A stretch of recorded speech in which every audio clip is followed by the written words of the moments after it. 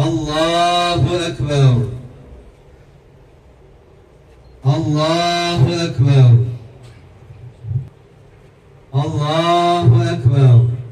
Esselamu Aleyküm ve Rahmetullah. Esselamu Aleyküm ve Rahmetullah.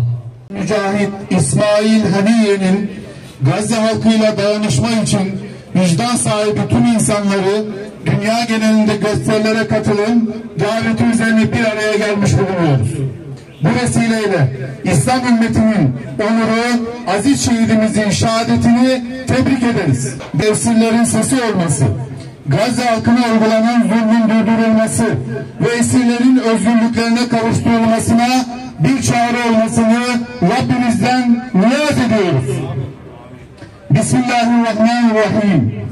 Hem size ne oldu ki Allah yolunda ve çaresiz bırakılan erkekler, kadınlar ve çocuklar uğrunda onun rızası için savaşmıyorsunuz.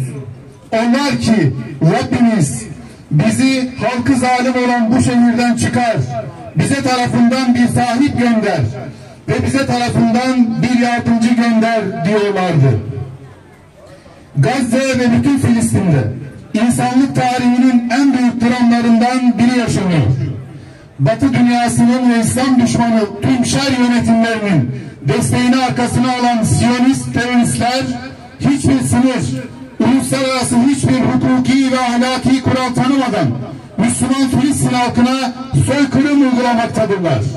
Kadın, çocuk, genç, yaşlı, hasta, sivil dinlemeden Filistin halkını vahşice katletmekte, onları açlığa mahkum etmektedirler. Çoğu kadın ve çocuk olmak üzere şehitlerimizin sayısı 100.000'e dayanmış durumdadır.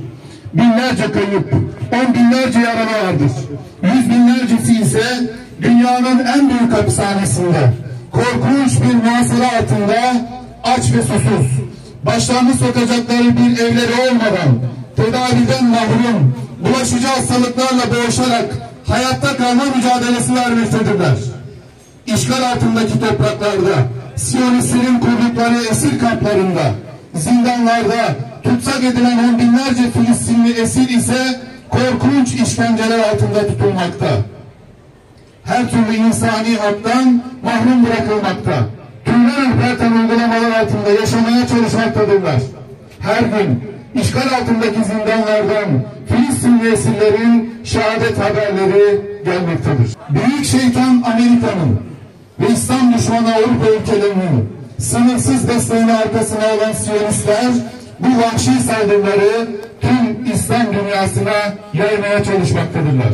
Siyonistler İslam dünyasının başındaki korkak, ürkek liderler ve işbirlikçi yönetimlerin derin sessizliği altında bu savaşın, bu saldırı ve istilanın Batı uygarlığını koruma uğruna olduğunu haykırmaktan çekinmemektedirler. Hamas'a selam, direnişe devam! Hamas'a selam, direnişe devam! Hamas'a selam, direnişe devam! Hamas'a...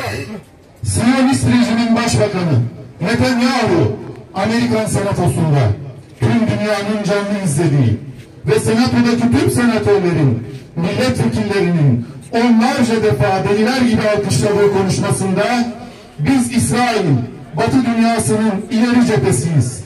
Bu bir medeniyetler savaşıdır. Biz Gazze'de kazanamazsak tehlike Amerika'nın kapısına dayanır. Amerika için, Batı için kazanmak zorundayız ifadelerini kullanmaktadır.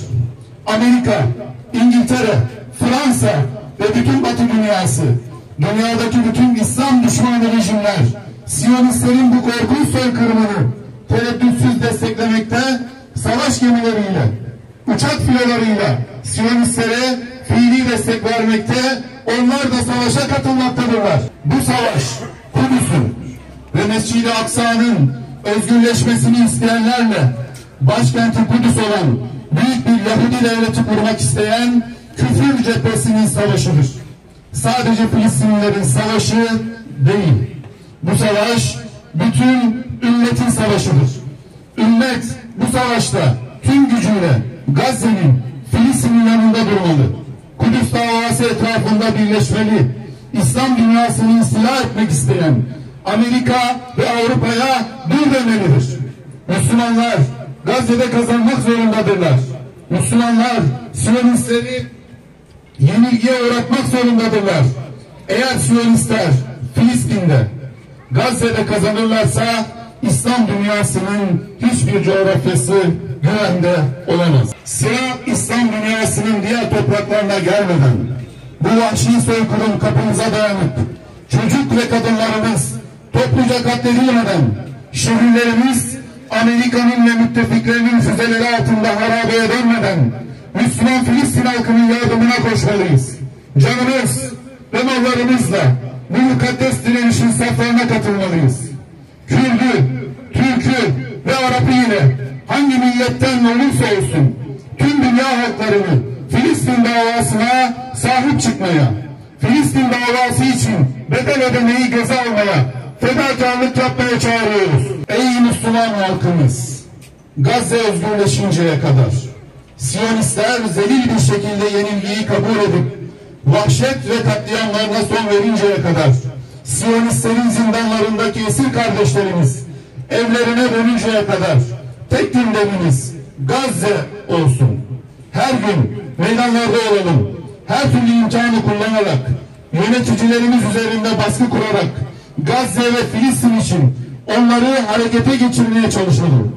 Canımızla, malımızla, dilimizle, duamızla Filistinli kardeşlerimizin direnişine ortak olalım. Tüm gücümüzle İslam ümmetinin en azgın düşmanları olan Siyonistlere, onların destekçilerine, sahip oldukları firmalara, o firmaların ürünlerine yerli ve yabancı olduklarına bakmadan ambargo uygulayalım. Onları ekonomik olarak çökertmeye çalışalım. Paramızla Siyonistlerin soykırımına ortak olmayalım. Bu meydanlardan tüm dünyaya aykırıyoruz. Asla Müslüman Filistin halkını terk etmeyeceğiz. Gazze özgürleşinceye kadar, direniş kazanıncaya kadar meydanları boş bırakmayacak, kardeşlerimizin feryatlarını tüm dünyaya duyurmaya, acılarına ortak olmaya çalışacağız.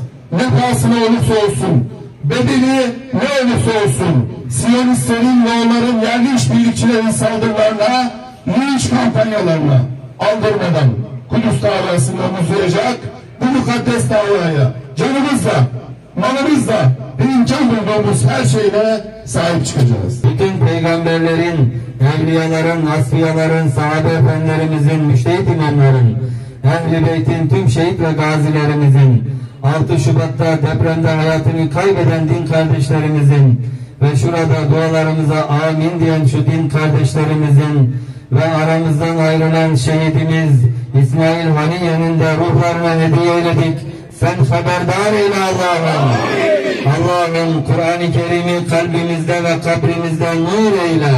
Cennet yollarımızı Kur'an-ı Kerim ile aydınlat. Ve bizleri rahmet denizine at ya Rabbi. Dünyanın sıkıntılarıyla, günahlarıyla bunalan ruhlarımızı, kararan kalplerimizi Kur'an-ı Kerim ile huzura ve duruluğa ulaştır. Bizleri seninle sevgili Resulün Muhammed Mustafa aleyhissalatu vesselamın aşkına yaklaştır ya Rabbi. Amin.